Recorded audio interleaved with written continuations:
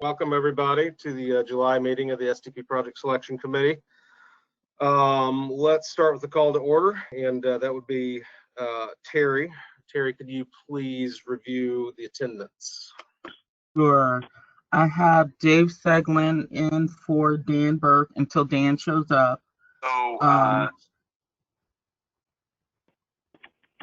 Hello? Did I get stuck? No, you're good. Okay. All right. Jesse is here.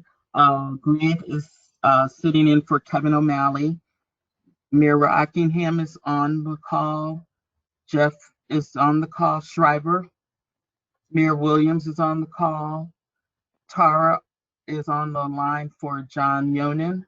And Lori and / Heather are on for RTA. Did I miss anyone?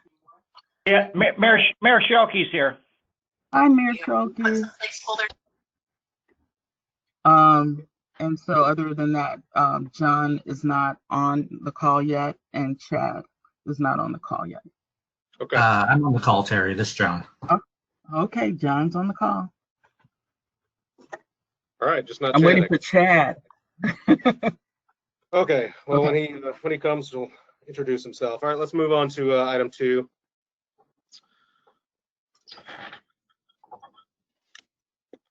Okay, so I just want to go through a couple of things here, virtual meeting reminders and changes to the Open Meetings Act. Just so you are all aware, we are recording today's meeting. We also ask, just in terms of good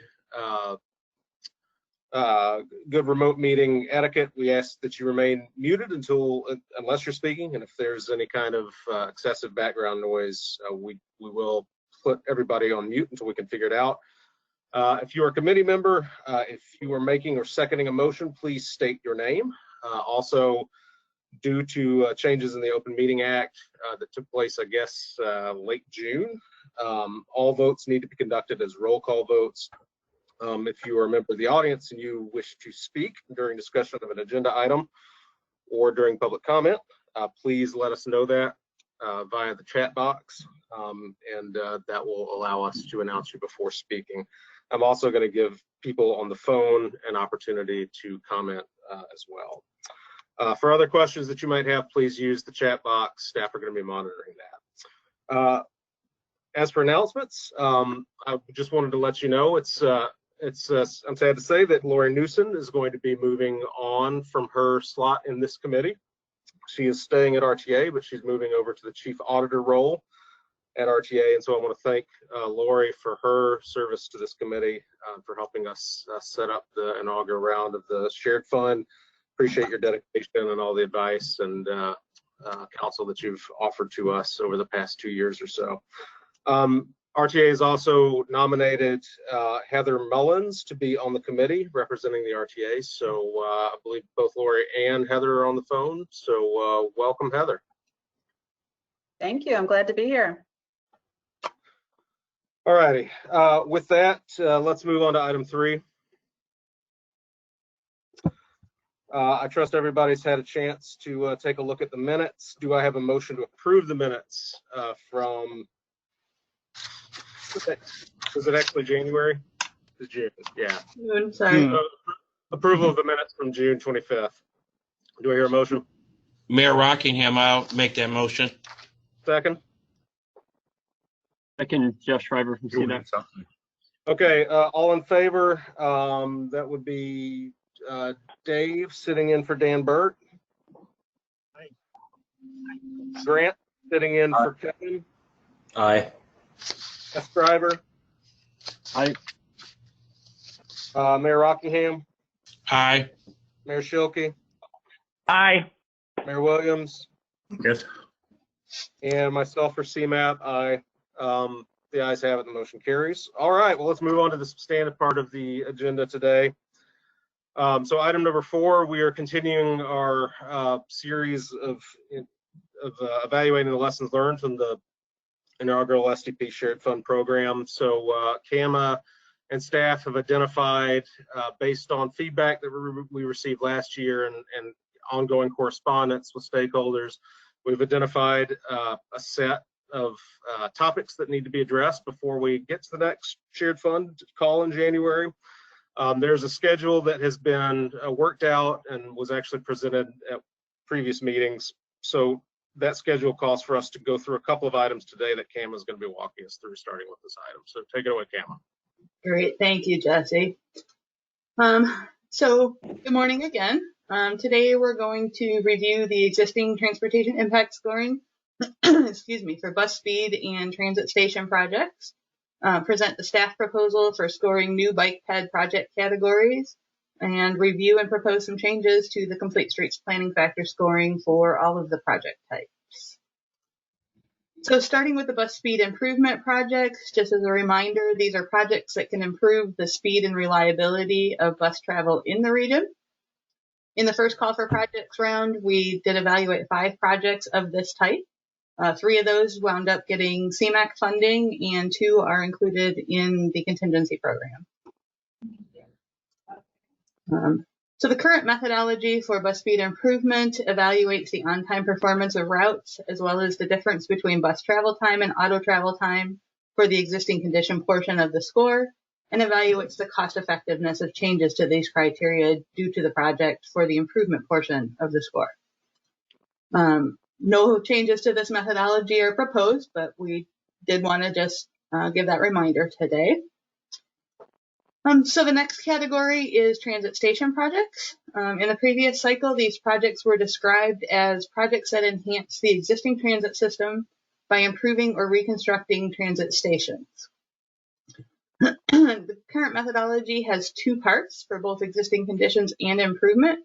The first is the cost-effective weighted average of the term condition rating of the station components, which could be the building, platforms, walkways, roof, whatever.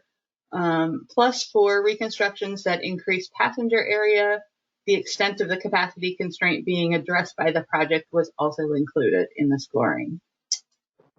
So staff is proposing removing the passenger capacity component of the scoring, in part because what was the ideal square footage per passenger was a bit of a conceptual number, and that ended up to not be particularly relevant when it was actually applied to the applications that we received in that first cycle.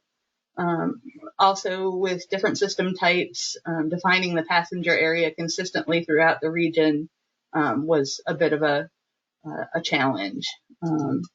So staff also proposes adding a new component to transit station projects, which is the pedestrian and bicycle access to the stations.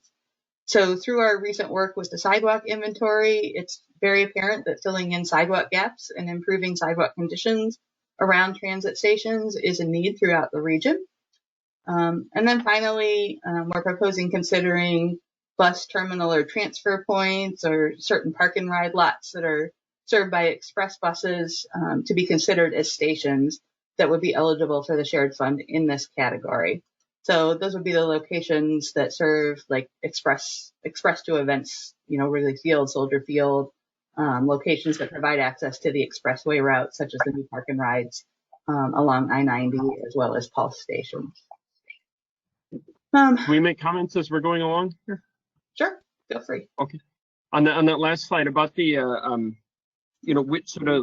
which bus terminal transfer points, et cetera, would be considered stations? Would that like be anything that's off street, or some thinking like CTA has a off street terminal and transfer point at 79th and Western, like there's a facility like that? Count? We haven't come up with a defined list yet. We did start to look through some of the PACE stations. We've got some time to go through those and add those to the sidewalk inventory access to transit analysis that we did. So yeah, we can definitely talk with CTA about what points may be eligible there. Just looking through the PACE locations, it seems like there's probably between 20 and 30 locations throughout the region that we should take a look at. So. Yeah. And then there's also kind of some major on-street transfers. I don't know. It's kind of a gray area. Like where do you? Yeah. How many or how much activity has to take place before it sort of counts? Yeah. So okay, it's worth looking into further, and obviously CTA should be in the mix on that too. For sure. Yeah, I think this is a station improvement category, so there needs to be some kind of station and or, access to that transfer point. So, if there's full sidewalk network around a major CTA bus transfer points, there's probably isn't a project to do there. That doesn't mean the location would be disqualified, but, not sure that there would be a project to do at some of those locations. But yeah, we'll definitely loop CTA into that conversation. Okay, great. Thank you. Sure. So with the proposed changes that I just talked about, staff is proposing having 2 scoring components for these transit station projects. So that same cost-weighted average term score for the station improvements. And then for the bike ped access portion of the improvements, looking at the percentage of roads within a half mile of the station area that have no sidewalk.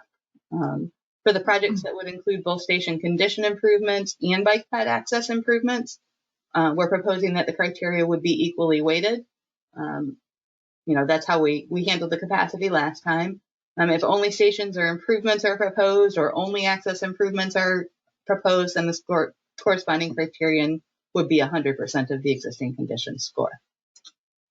I have some comments on both of those last 2 points, but I think you're going to dig deeper into the middle one. But the last one, the projects including both stations and access, I just trying to get my head around this. Does this kind of incentivize separating projects? If you're dividing it, if a project has both, like would a applicant be better off submitting one project as a station access project and another, and say if they wanted to do both, would they score better by separating it into 2 projects, one for access and one for the station? And I'm going to be careful for like unintended incentives or with that. Or is there a way, or should we be trying to incentivize doing both as part of the same project? In which case, would this actually achieve that? And I don't know that you would have an answer right off the top of your head, but just questions maybe to think about some more. Yeah, for sure.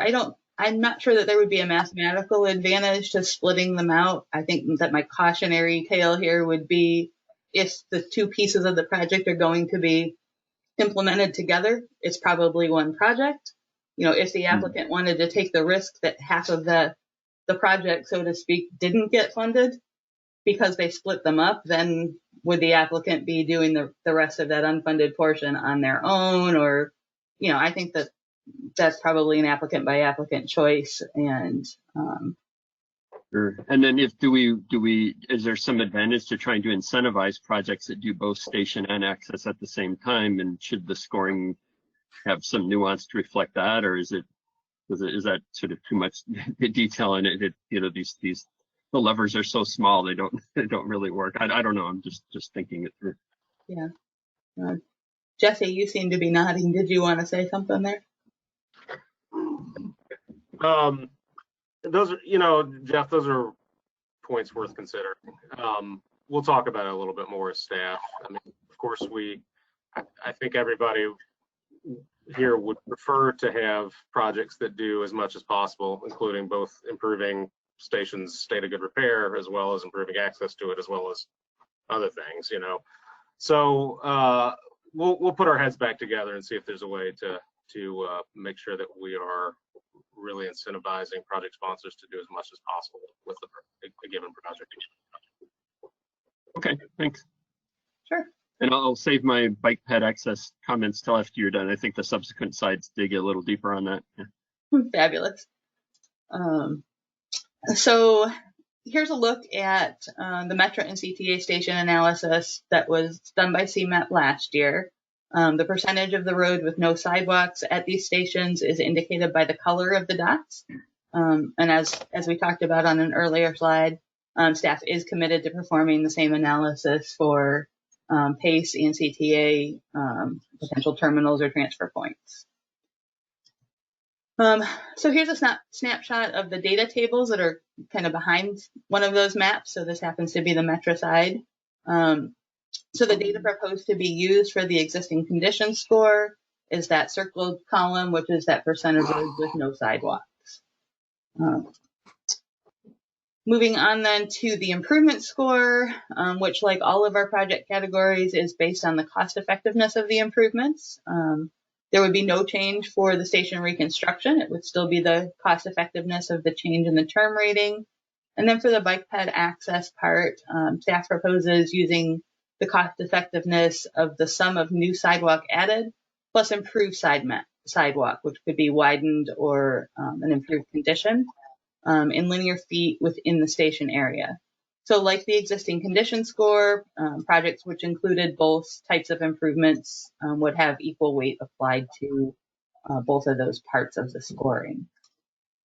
So again, looking at that data behind the analysis, it would be the sum of the circled columns that would be the potential total linear feet for the improvement calculation.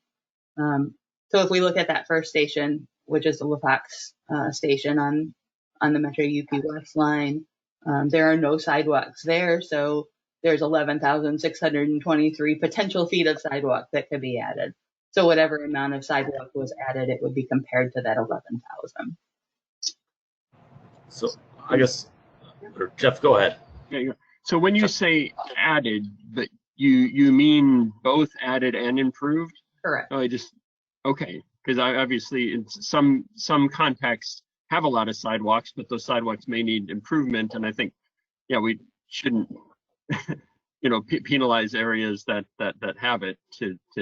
Obviously, if areas that don't have it certainly need it, but I would say that they should be the same. Like adding new and improving existing, I would argue should have the same kind of weighting, because they're both important.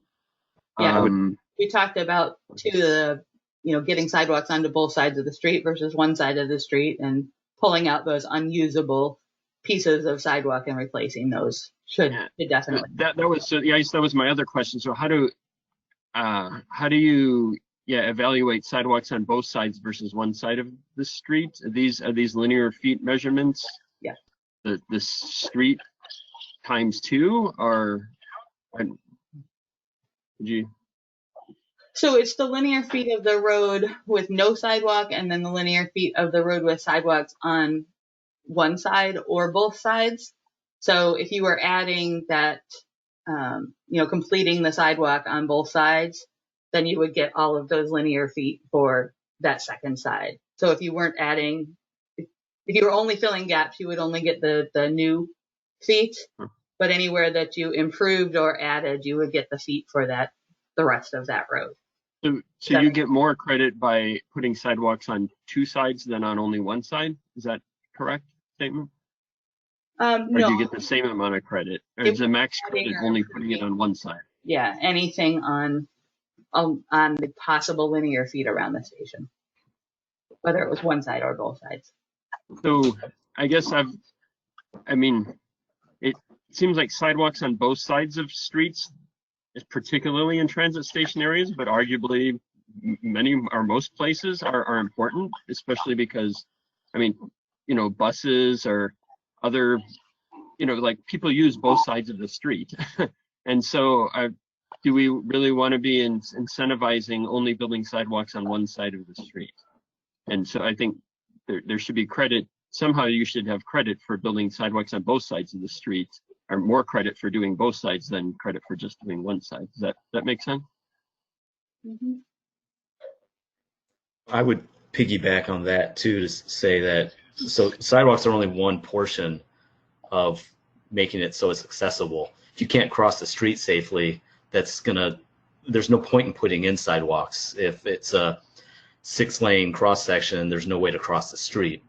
I would say just as important as putting in sidewalks, if not more important in some cases, is making sure that there's safe ways to cross the major minor streets around there. So that could be stuff such as refuge islands, to be decreasing turning radii, putting in bump outs. Or simply crosswalks. Yeah. In some cases, there are just crosswalks needed, and adding one could be a big improvement. And just evaluating crosswalks, safe crosswalks. Yeah. Yeah, just evaluating based on sidewalks doesn't account for those improvements, which can make a huge improvement for station access. Right. So many of those things will get picked up in the complete streets planning factor part of the scoring. But I think that we probably don't have the data we need on sidewalks and the pedestrian network to say, assign a safety score around each station for this call cycle. That may be the next step of some of our data collection and analysis that we could implement for a future call for project cycle. But I think, using the data we have now just in completing the sidewalk networks around these stations is probably a good first step. Jesse, do you have any? Maybe just thinking out loud, maybe there's a way to give, I'm sorry. Go ahead, Jesse. I thought you would. I mean, I think, Cam, I think you're right. I mean, we do not have sufficient data to actually evaluate the pedestrian environment fully. I mean, we have a sidewalk inventory, but we do not have presence absence of crosswalks or, adequate pedestrian detection at intersections or any of the other 15 things that would be relevant here. And some of that would get picked up by the complete streets factor. I think that, for this cycle, if we want to add this is what we can do. I think most people in this committee would agree that this is going to continue to be important. Maybe there's something we do for the cycle after this one to bulk up the inventory data that we have that we can use to score with. Perhaps on the applications, could we just ask the applicant, if you're putting sidewalks on both sides of the street, are there pedestrian safety enhancements present that will allow safe crossage of the street? Please explain. To be able to score it, though, I realize that you need some kind of measurement. So maybe one potential idea is that the denominator would be the total potential number of feet for having sidewalks on both sides of the street within that, what's this, quarter-mile radius? Is that, I forgot. And then that would be your denominator, basically the number of feet of street times 2 for both sides. And then in the numerator, you would add how many feet are either improved or added. But you could also potentially add and say if you are improving or adding a crosswalk, the number of feet of that crosswalk could also get added to the numerator. So they're almost like they're almost like bonus points or something like that. So you do get credit. It's maybe not that much, but it sort of provides a bit of an incentive to think about improving crosswalks. And it's just done on a linear feet basis or something. I don't know, just a thought to how to do it numerically. Yeah, I suspect, I'm not certain, but I don't think that we probably subtracted out the crossing linear feet when determining the total length of sidewalk. I'd have to check with the folks that actually did the analysis. So that might be baked into the denominator anyway. Yeah, it was an examination of aerial photograph type work, so I'm not sure that the linear feet were that precise. Again, I'd have to check with the staff that did the analysis on that. But I think maybe it's just giving credit for linear feet of crosswalk improvement. Maybe that's the best we can do then. Yeah, we can look into the data. I think in general that the point I made earlier stands. I think, this is only one part, an important part, but it's only one part of the pedestrian environment, and so I think we want to push this further and be able to really say whether or not our investment is adequately ranked against other possibilities. Then we probably need to be looking at lots of stuff, and so it might be more of a multi-year project.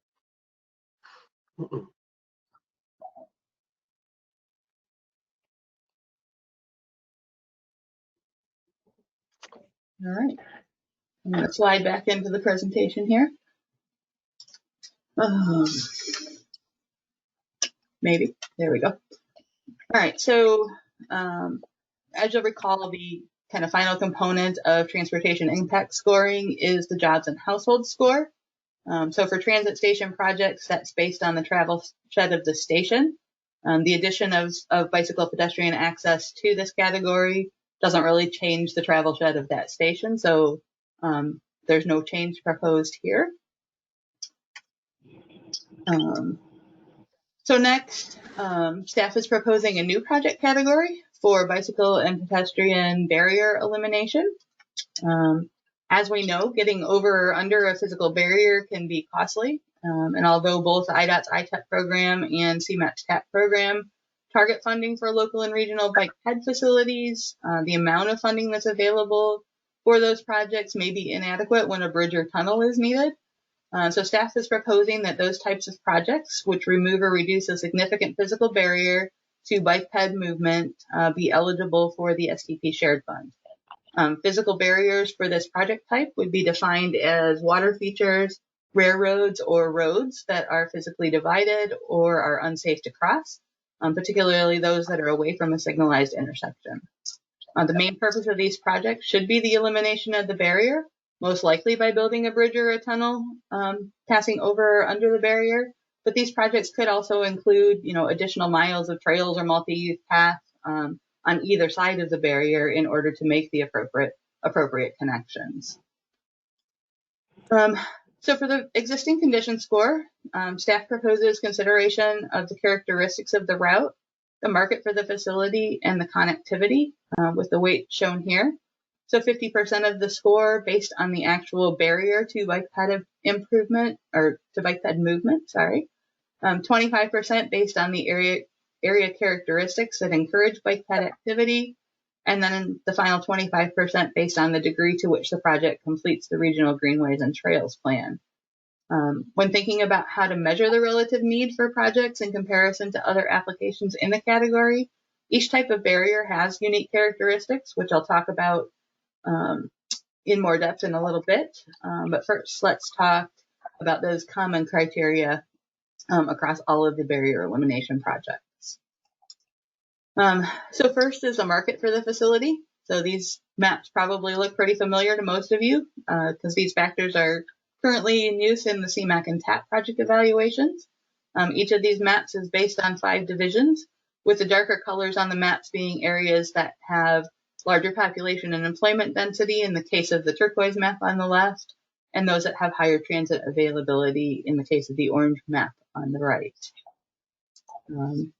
So how these maps would translate into points is shown here. The scores from each map would be added together such that the range of points would be from 1 to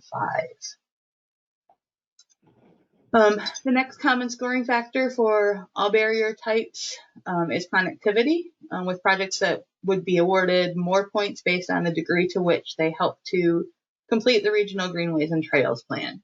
So these points would range from 5 for connecting 2 existing regional trails, down to 1 for a project that removes a barrier within a bike ped network that is not part of the greenways and trails plan. This method is similar to what's used currently for TAP projects. So for bicyclists and pedestrians, railroad tracks present a significant barrier, particularly between existing roadway crossings, where to cross you may be trespassing on railroad property or where safety is a significant consideration. Therefore, when judging the level of need for these projects, there are 2 factors. One is the number of trains, because each train presents a potential crash risk. And then the second is slow moving and or stop trains, which would present significant delay. And, I think as we've all seen in presentations regarding the grade crossing priority studies, slow and stop trains can lead to pedestrians in particular making some pretty bad decisions to crawl under, over, or through trains. So staff proposes assigning the need points for these projects based on these 2 factors. First is how many trains are there on the lines being crossed, where the more daily trains, whether those were freight commuter or Amtrak passenger trains, the greater the barrier would be. The second is the potential for stopped or slow-moving trains to completely block a potential crossing location. That potential can be related to how close the location is to features that can cause rail operation bottlenecks, such as rail yards or those at-grade, rail-to-rail crossings where one train has to stop and wait for the other train to pass through that crossing. Like the market for facility scoring, staff proposes using the quintiles to assign these points. The actual value ranges for those quintiles, which would be average daily trains, and proximity in miles are currently under development by staff, but will be available prior to your approval of the application before this fall. So the next barrier type would be roads. To determine the need for a grade separated crossing of a road, staff is proposing utilizing the level of traffic stress on the facility being crossed. Level of traffic stress when related to getting across a road considers speed limits, lane widths, and traffic volumes.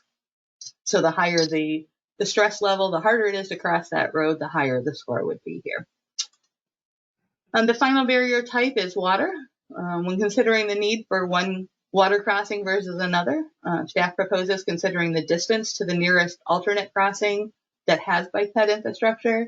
So, if the next bridge available was an interstate bridge, limited access facility where bicyclists and pedestrians are prohibited, that would not count as the next closest bridge for this calculation.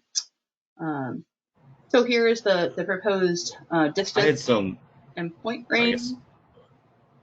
Go ahead. Oh, I'm sorry. I did have some comments regarding the water barriers. Sorry, I thought you were moving on to the next one. So I guess I was looking over this. I had some, I think there's maybe an unintended consequence of maybe penalizing built up areas with this. I just kind of was considering some of our recent projects, which actually would not, some of our recent projects or possible upcoming projects which would not score well with this, and I think you can make the argument that are very regionally significant. The first one would be basically like the Lakefront Bike Trail, the Navy Pier flyover that we had. Unfortunately, for the scoring purposes, we've done improvements to Dearborn, which is less than a mile away, and because we've done those improvements, we actually are getting penalized if we would have applied for a Navy Pier flyover with this. And then I look at projects like if we would extend the Bloomingdale Trail over the Chicago River. Unfortunately, for the scoring purposes, Cortland's only less than, I think, 0.1 mile away, and so it would actually get no points for this, even though I think you can make a very good argument that there's a big benefit to actually extending the trail over the river as opposed to routing people up to Cortland, which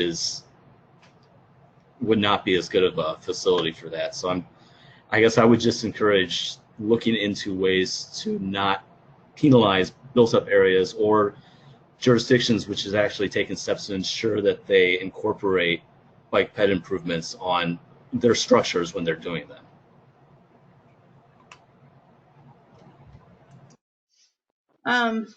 I guess, Grant, I would maybe challenge you to offer what you think would be an appropriate distance and point schedule correlation within the urbanized areas. We're comparing projects across the entire region, and while your points are definitely valid, I think that when there's an alternate crossing close by compared to, areas of the region where it's 5 or 10 miles to the next alternate crossing, there is a big difference, and that should be reflected in the scoring for a regional program. Yeah, I don't have the answer, but I wouldn't dispute that, but I'd also say that, obviously if something has a ton of users, that should be taken into account if it's decreasing, even though it may be closer to another facility, if it has thousands of users a day, that's a big difference from providing an improvement somewhere which doesn't. Maybe it's some sort of factor like multiplying the users by the distance saved or something like that. I don't know if there's, to reflect that kind of weighted factor. So if a trail has 1,000 users a day and they're going a mile out of the way, it'd be equivalent to 10,000 users going a tenth of a mile out of the way, something like that. Maybe that's a way to kind of normalize it. Yeah, I think for, newer or longer facilities, we probably don't know the number of users. So I'm not sure that we have the data to do that analysis. Yeah. But Kimmy, you should have the projected volumes. you're going to build the trail, and it should know what you're expecting. Yeah. I mean, to Grant's point, I mean, what you're saying makes sense, but a sort of unintended consequence of this is you're sort of penalizing the built urban environment.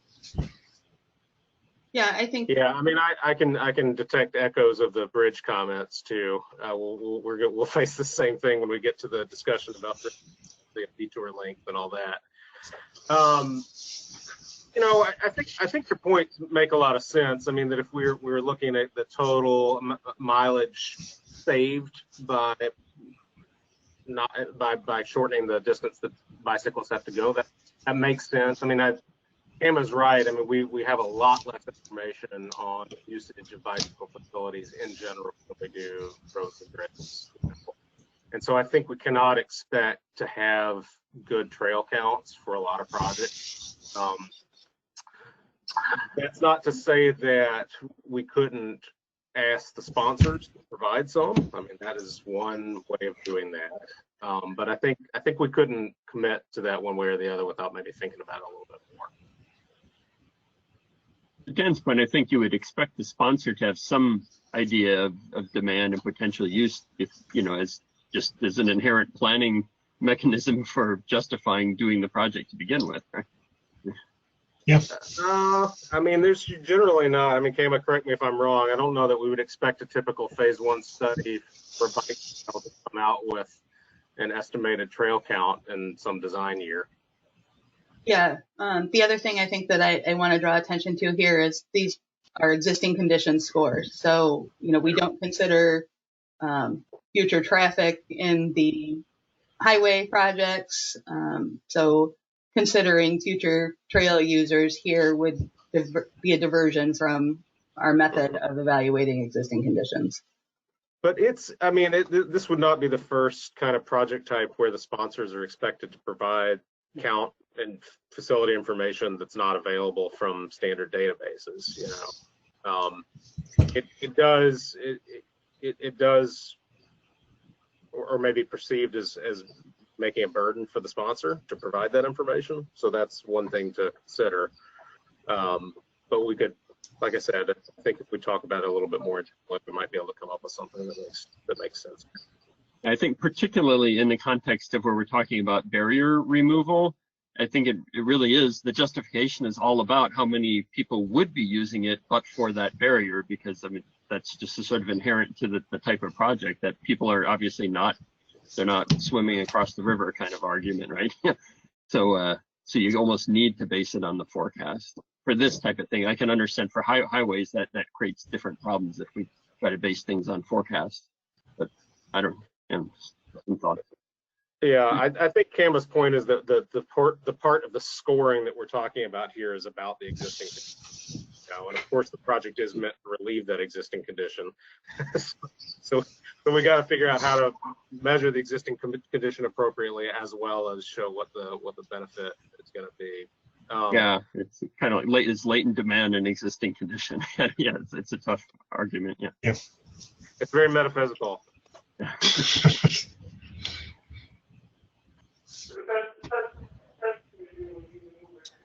Can Somebody I raise? Yeah, go ahead. Yeah. Sure. Is there a potential to include some kind of a scoring categorization for the quality of the facility, say lane versus path? I know that something like width of the path might be a little bit onerous to handle, but do you kind of get what I'm driving at of that nearest facility? Can you say it one more time? I'm sorry. So as far as basically providing a scoring categorization for the quality of the nearest facility, what type of facility it is.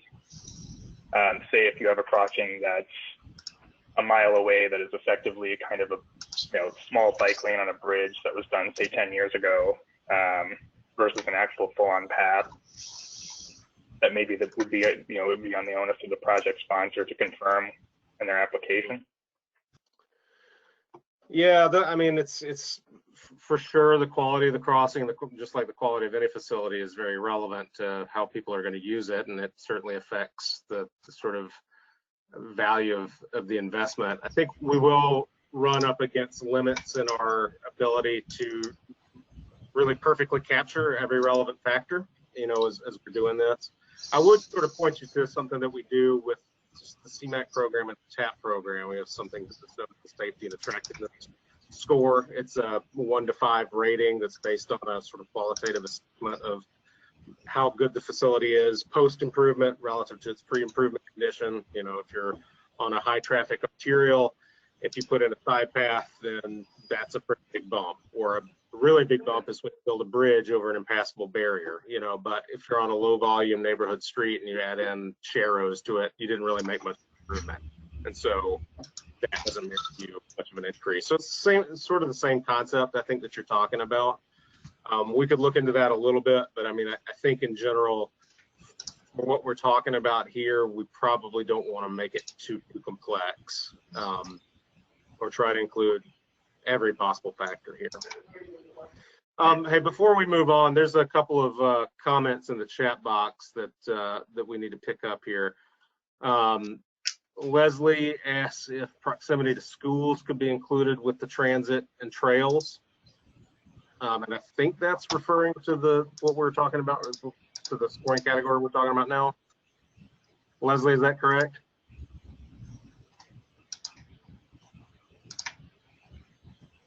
So the one before, it was where you got points for being in a trail, in the greenways plan, and then also proximity to transit.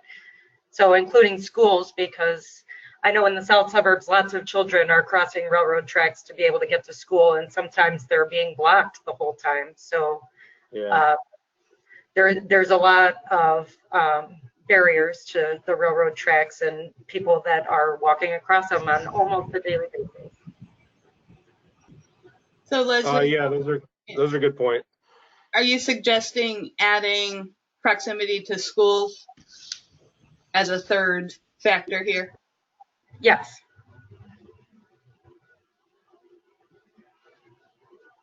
You know, Jesse, I assume that our staff could develop a map similar with the schools. Yeah, we could. I don't know how much it would end up affecting this, because the market for the model zones that you're seeing there end up being they're pretty coarse, you know. And so adding dots in there that adds, you know, 1,000 students and staff or whatever may or may not end up changing the color, or moving something from one category to another, but we could for sure take a look at it. I mean, I think that there's lots of sort of activity generators that could, if you drill down into this more closely, you know, you would see lots of those activity generators maybe making a difference at a very localized level. Okay, Mike Clemens has a comment on the level of traffic stress. Mike, do you want to make that comment? Sure. I just wanted to mention that Lake County DOT used level of traffic stress to evaluate some of our potential future projects internally. And what we found after doing that this last year and scoring projects was level of traffic stress, at least on the county highway system and state routes, which is basically where all of our potential projects were considered, didn't lead to a lot of difference in points. Like 70% of them got the most points because county highways, state routes, speed limits over 45, multiple lanes, you really quickly get to the highest level of traffic stress. Mm-hmm. So just the consideration that you may not get a lot of gradation between projects, especially projects that have barriers. It you know, something to consider. That's all. Okay, thanks for that. We will, if we haven't already, we'll do some diagnostic tests on what we think the existing links look like. I mean, that's already been done. We just haven't sort of displayed it. But that's a good point. Leslie, you had to go back to the question of where the nearest alternate crossing is. Sorry, I had kind of a backlog in comments that I didn't notice before.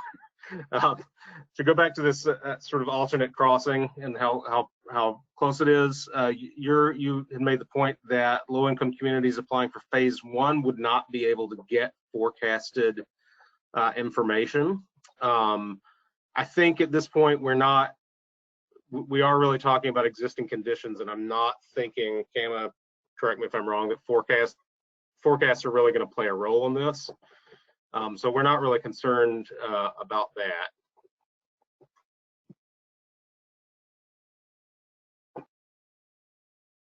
Yeah, I agree, Jesse. I think that getting that forecast data for any of the projects will be difficult, whether phase 1 is completed or not.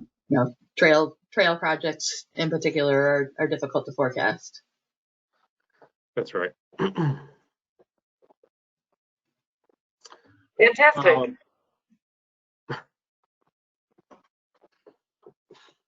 Okay, does anybody have any other questions or comments about any of this here that we've discussed so far? I guess not to belabor the point, but I'm not sure if it's unreasonable to ask people, though, for existing conditions and take that into account with the water barriers. And like Jeff had mentioned, with using that to basically account for the number of users that are existing on the facility if you're taking away a water barrier or improving it. Yeah, Grant, I think what you're saying makes sense. We're gonna go back and see if we can come up with a system that would seem to produce better results than this one, and try to make sure that we feel like we can get good information from sponsors about existing projects. So, yeah. Point taken. Yeah, I have a concern about, where you have larger distances between existing crossings, you may not have existing users because they have no way to get across, and so we're going to have to deal with that nuance of this too. Yeah. And maybe it's something where, yeah, if you can show how a shorter distance actually would benefit a lot of users, you can get some credit for it, but otherwise it defaults to something like what you're showing here so that it doesn't penalize you for not having that data available. So like having the data only benefits you. So, maybe there's a hybrid approach.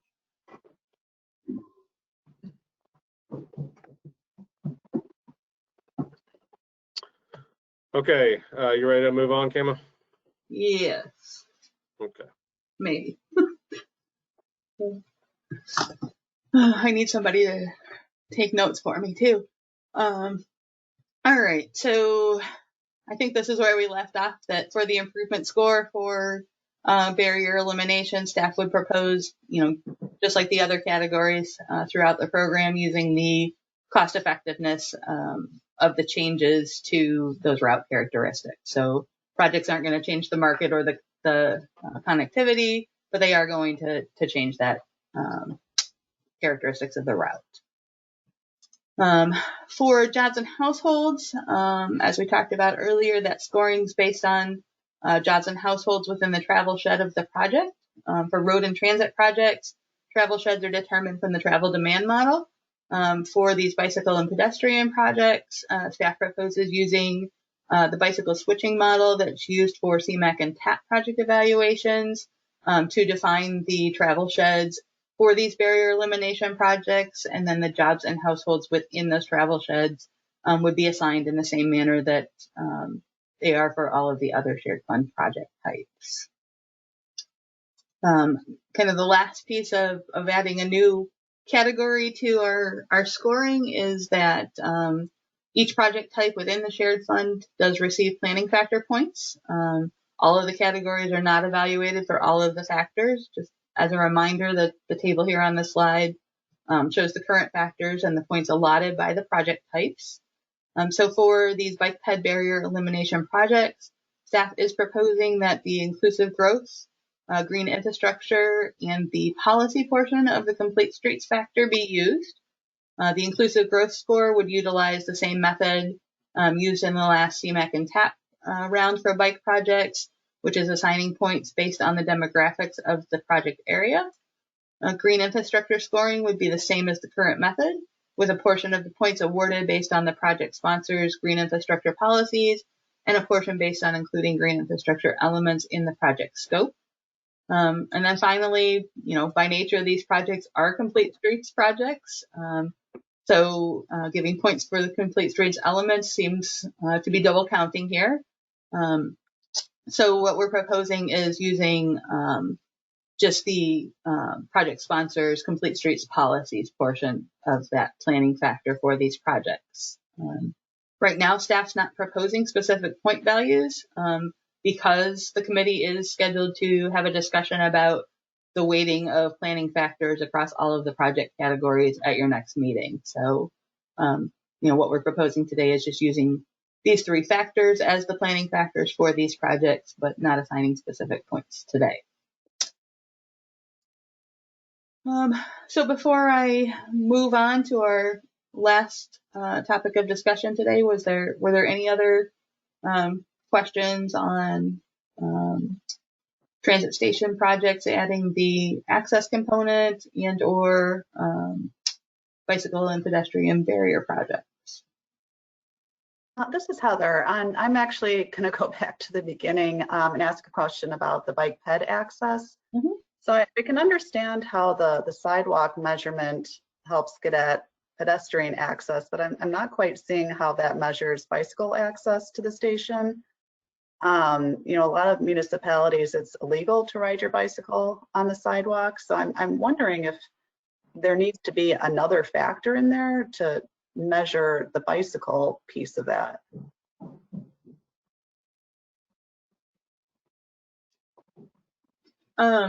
Heather, I definitely don't disagree. I think that, again, we're trying to build on data that we have. Of course, yeah. Yeah. Okay, so the thought is that there just really isn't good data out there to measure the bicycle piece of it. Yeah, and I mean, we're talking about a station area of a half a mile around the station. Yeah. Not that folks don't access those stations by bike, but those bike trips are a little bit longer. Mm-hmm. Okay. Is inclusion of bike parking facilities or a bike share station or something like that potentially a way to give it a bike point? As part of the scope of the project? Yeah. So I think we could probably factor that into the improvement score. Again, I'm not sure how that would factor into existing conditions part of it. Jesse, you look like you're having a thought. It's still being formed.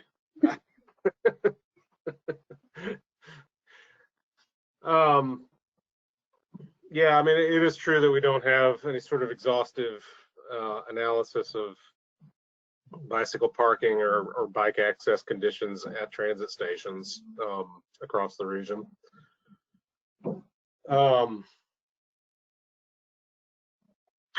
That's not to say that there couldn't be some sort of, some consideration given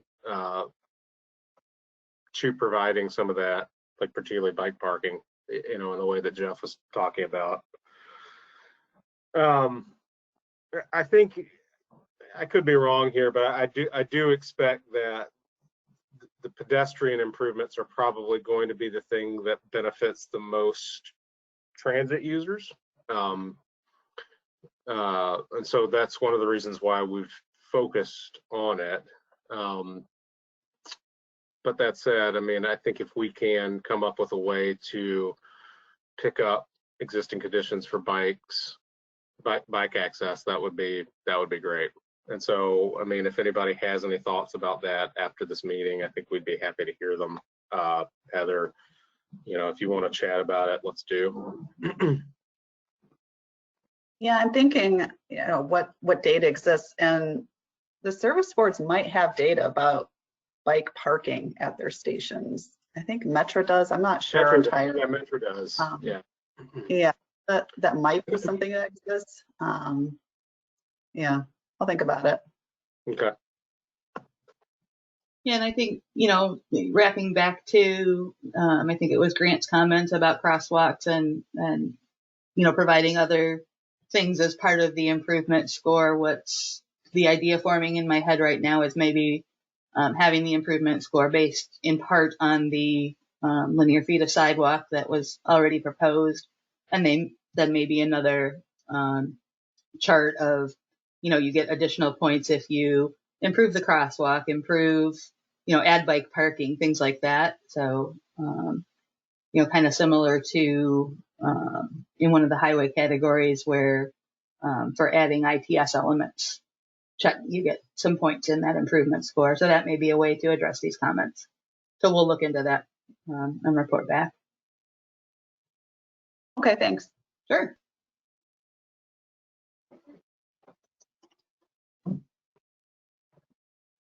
All right, I'm going to bravely move on here, and we can always come back. So final topic of discussion today is the complete streets planning factor itself. Currently, as you know, projects receive half of the complete streets points if the sponsor has adopted a complete streets policy, and then the other half of the points if the project contains any complete streets elements. While the total points vary by project category, the split between those points is currently always 50-50. So during the last call cycle, we did receive several comments about the complete streets factor, including those shown here on the slide, which, if I paraphrase, those suggest requiring complete streets elements, confirming feasibility of those elements, linking all of the points to the elements, and then awarding points if elements are replaced in kind by the project. So while CMEP staff likely doesn't have enough information or engineering experience to determine appropriateness or feasibility of elements at the time that these funding applications are coming in, we are proposing 2 changes in response to the comments received. The first of those is to give more weight. We're proposing 60% of the complete street score to the inclusion of elements in projects, which would decrease the weight for the policies. And then the second would be to change from an all or nothing approach to the element scoring to awarding points based on the number and type of complete streets elements included in the project. So those proposed elements points are shown here. Based on this chart, there would be a maximum of 14 points, and then those 14 points would get scaled to whatever the maximum score available for the complete streets elements is by project type. When we say included here, we mean completely adding a new element, replacing or improving an existing element, or leaving an existing element in place. So for example, if after a project was completed, there's, winds up that there is a sidewalk on one side and a multi-use path on the other side, that would be 2 points for the sidewalk, 4 points for the multi-use path, for a total of 6 complete streets elements points that would then be scaled as appropriate. So that concludes kind of those small tweaks to the complete streets elements. Are there questions about? Can we go back to the previous slide, please? Of course. So on this scoring, I got a couple of questions. One is that, so the max points says it's 14, but I'm trying to think about how these would add up. And so you could have sidewalks on both sides of a street and a buffered and protected bike lane. That would be 10 points. If you had buffered and protected bike lanes, you probably, it seems it's unlikely you would do any sort of bike lanes along with a multi-use path. It's kind of either or. So I don't know that a maximum of 14 points is kind of realistically achievable with these number of criteria. Yeah, so that maximum is derived from sidewalks, so a possible 4 for sidewalks, a possible 6 for protected bike lanes, and then plus 4 for a multi-use path or trail along the facility. But is it really likely that any project would have both protected bike lanes and a multi-use path in the same project? Aren't they, more or less, aren't they kind of redundant? Honestly, they may be, but I think that it's not outside the realm of possibility. Yes, 10 is probably I don't know that it's the more. I think that it probably means that no projects will get the maximum number of points, because it just seems pretty unlikely that you do both.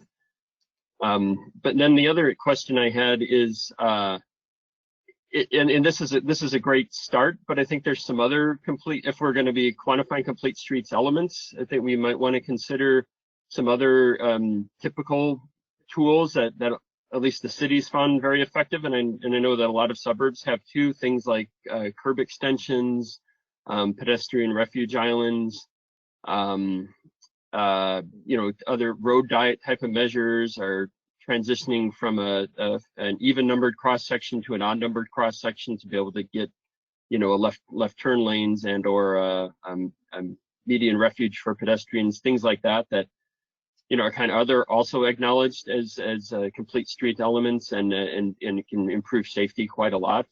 So I wonder if we might have an even more exhaustive list and still base your, and then just essentially increase the maximum points and base it on how many of those you've achieved. But it seems we want to incentivize every tool in the toolbox within reason, and we're missing a few of the, some of the more common effective tools.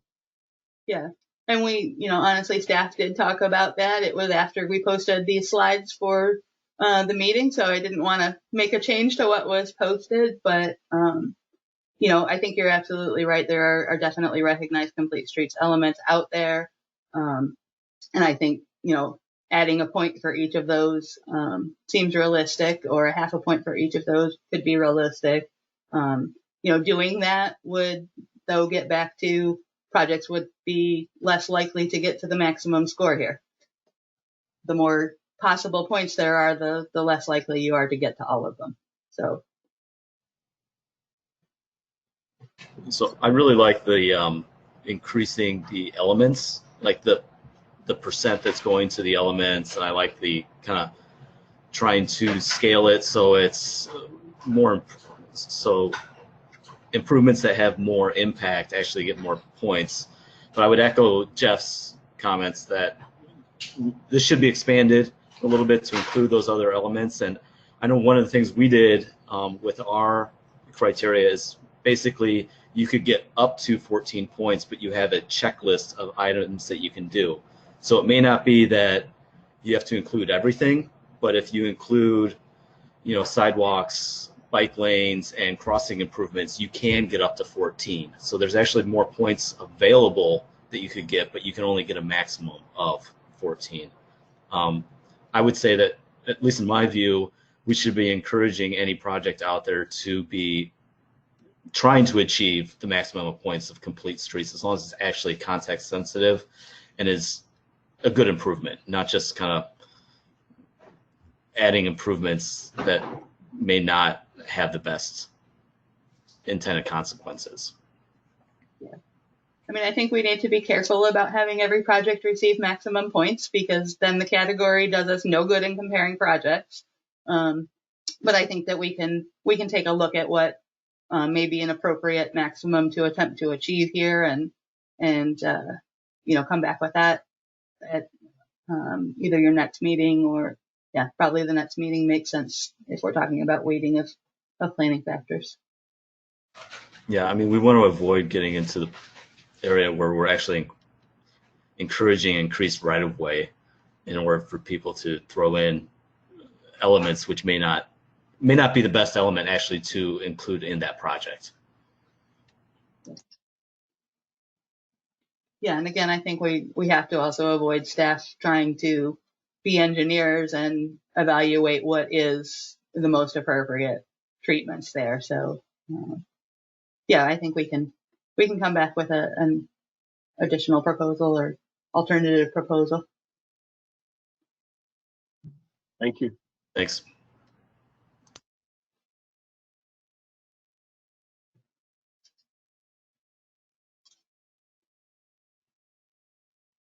Were there other questions?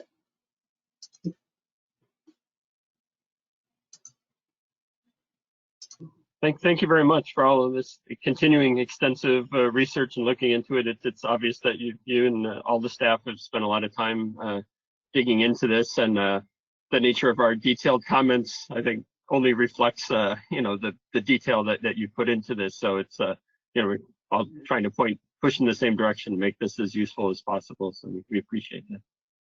Well, thanks. And we appreciate having the detailed conversation. There's nothing worse for me presenting this when you all say nothing. Like, well, did you like it? Did you hate it? What? So I'm happy to have a good discussion about it.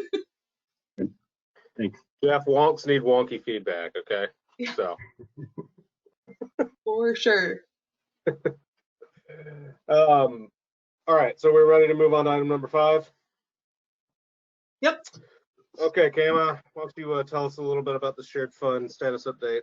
I'm going to tell you very little about it. So the updated status reports were included in your packet. The items that are in red represent major changes since April. As we talked about at your last meeting, obligation deadlines were extended for all of the FFY20 project phases. The Village of Countryside did request that their IDOT East Avenue project be reprogrammed into the contingency program. As a result, CTA's Harlem Station bus bridge engineering phase was reprogrammed into the active program. I did want to note that the construction phase of that bus bridge does remain in the contingency program.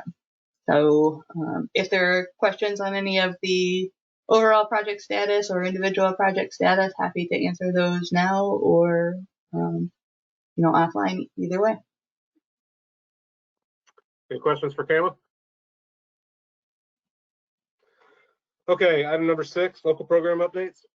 Mary? Good morning, everyone. Public comment periods remain open for a few councils and CDOT. Council committees and governing bodies will begin consideration of comments and voting on recommended programs later this month. And that's my update. Okie doke. Thanks, Mary. All right, so other business. Does anyone have any other business to come before the committee? Okay, hearing none, let's go on to public comment. We have had a couple of members of the audience already talking a little bit. We didn't get any other comments prior to the meeting, but if there's anything anybody else in attendance today would like to say, please let us know with the chat box and then wait for our staff to get back to you. I'll just give you a couple seconds on that.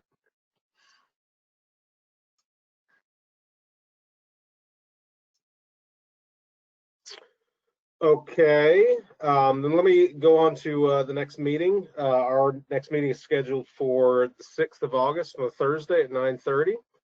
We will be holding that meeting again virtually. At that meeting, we are going to be talking about transportation impact scoring for safety, for truck route projects, and for bridge projects. And then we want to talk again about the weighting and applicability of the different 5 planning factors to the individual project type. So that's going to sort of be the meat of that agenda. If there's no other business, then I will adjourn this meeting. Jesse, this is Lori. Can you hear me? Yeah. Hi, I just wanted to say, well, today is my last day serving on the committee. It has been my pleasure to be able to work with the staff and my fellow committee members. So I will miss you, but I'm leaving you in very good hands with Heather. She's a dynamic leader, very knowledgeable, so she will certainly make an impact on this committee. So I feel really good about the transition and leaving you with Heather. So thank you so much for allowing me to serve. Well, we appreciate you being with us and providing your expertise and insight in this process. So good luck to you in your new role. Thank you, everyone.